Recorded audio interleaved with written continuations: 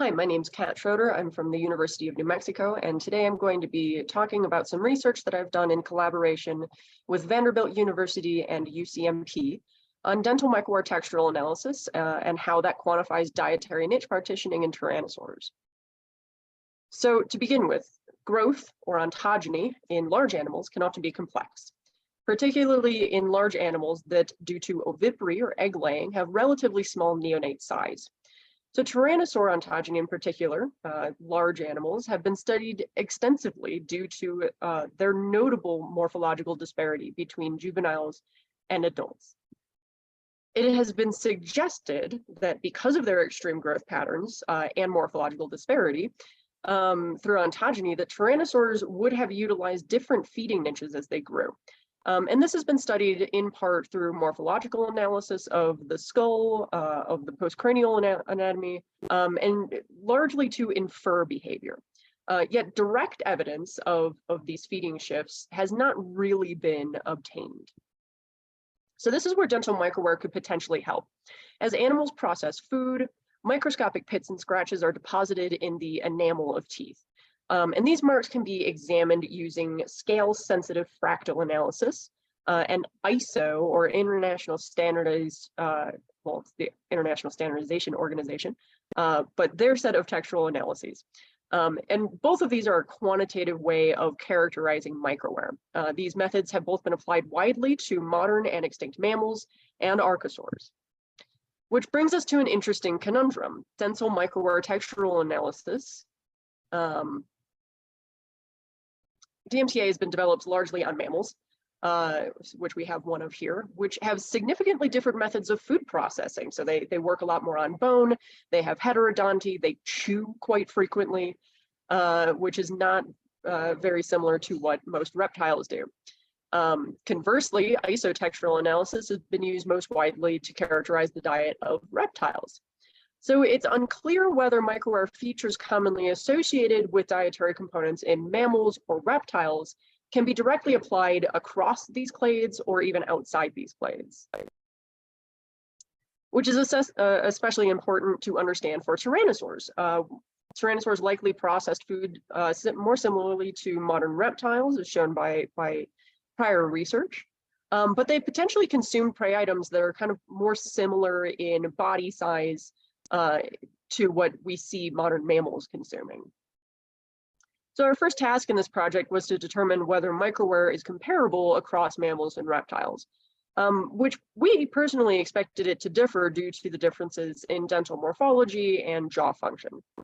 To test this, we applied counter-rank correlations to published dietary components for 11 different carnivorous and omnivorous mammals and 26 different carnivorous and omnivorous reptiles, which spanned 700 kilograms in body mass. And we compared those values against the values of 5 DMTA and 20 ISO variables, which were published for the same species. We found, unfortunately, diet does not correlate to the same microwear variables across mammals and reptiles. We found both type 2 and type 1 errors when we searched for correlation for these dietary components. So the answer for our first question is no, it's not equivalent, and that really means that we should be very cautious in applying assumptions about diet that we've derived from microwear broadly across clades. So simply put, just because microwear looks like a cheetah does not necessarily mean it's eating like a cheetah. But on the plus side, we did identify a number of correlations between carnivorous reptile dietary components and ISO and DMTA values. And we used those moving forward to kind of guide our interpretation of Tyrannosaur DMTA. So this brings us to the real meat of this presentation, Tyrannosaur microwear. Our predictions for the question of whether or not carnivorous dinosaurs change their niche through ontogeny is yes, we will observe differences in the microwear at different growth stages in tyrannosaurs.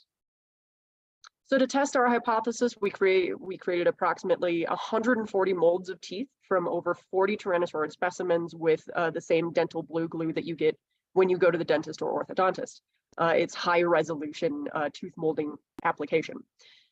We sampled only from in situ teeth or from teeth that could be unequivocally assigned to cranial material. And this is essential for being able to age the specimen, which we'll get to in a second.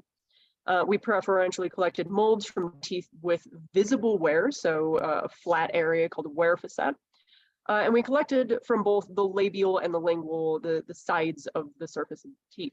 Before collecting, we cleaned the tooth surface with isopropyl alcohol. And anytime that we took a mold and saw any shed debris, we retook that mold just to ensure that we were getting the actual microwear that's in the enamel. We then imaged the casts of the tooth molds using the confocal setup at Vanderbilt University. As somewhat of a byproduct of how this machine functions, we only imaged the sides of the teeth. We couldn't quite stand up a tooth. Their tyrannosaur teeth are quite large, and we only had a small amount of range on the machine. So importantly, the wear that we're going to be discussing in a moment does not come from the tips of the teeth. It comes exclusively just from the sides.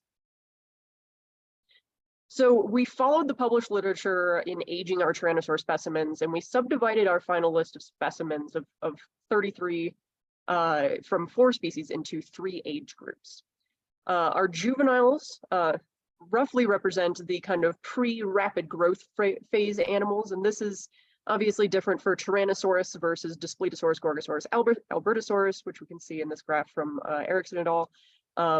It's just a slight shift in what constitutes a juvenile for each of those species. We had subadults, which are roughly in the rapid growth stage, and adults, those being the ones that are past the rapid growth phase and are effectively somatically mature. We then compared microwear within a genus across ontogeny, and within ontogeny across a genus, or across the genera, and then finally across both ontogeny and taxa. And using Kruskal-Wallis analysis of variance, we found significant variation between ontogenic stages within genera, as well as significant variation between genera at every ontogenetic stage. We also observed significant variation between Albertosaurine and Tyrannosaurids. So specifically, we found that very young individuals, these are individuals approximately 2 years old, displayed relatively high complexity and low anisotropy. And this indicates a diet that's composed of very brittle, very hard material. And these are fairly small specimens. So we interpreted this as likely pertaining to the consumption of invertebrates, possibly small vertebrates, basically small crunchy packages that are kind of hard and nasty and brittle. Slightly older juveniles, these are animals that are around 8 years old. They displayed low directionality again, like the younger juveniles, but they suddenly shifted to low complexity, indicating the consumption of relatively soft material with rough characteristics. So we interpreted this as the consumption of small vertebrates, mostly swallowed whole. So these animals' teeth do not appear to have contacted much bone or hard tissue, but certainly seem to have punctured or rubbed against rough integument. So this is somewhat analogous. You could think of it as like a modern croc eating a fish, kind of tosses it into its mouth, crunches down a couple times, and then swallows. So interestingly, subadults displayed the roughest, most pitted teeth in our sample. These are the animals in the rapid growth phase of ontogeny, and their microwear is just super beat up. They again displayed that high complexity, indicating contact with hard materials, yet they suddenly shift to high directionality. And this was really interesting to see because at first glance, it was difficult to imagine what these animals could be eating that would simultaneously be full of bone or hard tissue, but seemingly lack rough integument, until we considered defleshed carcasses. We think this microwear might be indicative of increased scavenging or kleptoparasitism in subadults. We think this kind of fits with the animal. These animals would have been, only slightly smaller than the largest predator in their ecosystems. But it's possible that, because they're in their rapid growth phase, they could have been fairly ungainly or certainly not quite as practiced at hunting kind of large prey items that we know larger tyrannosaurs at least consumed. So the adults, interestingly, also, based on our knowledge of tyrannosaur bite marks, we kind of expected adult tyrannosaurs, particularly Tyrannosaurus to have really rough, beaten up teeth. But strangely, we found that the microwear of adult tyrannosaurs is actually quite similar to that of juveniles. They have low complexity, which indicates that, you know, at least the sides of their teeth, remember, we're looking at the sides, not the tips. The low complexity indicates that they're not directly impacting bone. And the low directionality indicates that they're biting or tearing through rough integument. So again, like the juveniles, we interpreted this as the consumption of kind of large pieces of dismembered prey. And because of that biting through integument, we really think that this is probably being done on carcasses that are relatively fresh, or at least have large portions of hard, kind of rough integument on the outside still remaining. Finally, really interestingly, we also observed significant increases in the complexity of microwear in co-occurring tyrannosaurs. So in Daspletosaurs and Gorgosaurs, which co-occur in the Dinosaur Park Formation, we see this increase in complexity. And we interpreted this potentially as an increase in carcass usage. So they might, you know, have a slightly increased level of competition in these ecosystems where you have two of these big predators. They might be needing to rely a little bit more on beating each other up and stealing stuff from each other. So to sum up, we do indeed find that feeding ecology shifts through ontogeny in at least 4 genera of tyrannosaurs.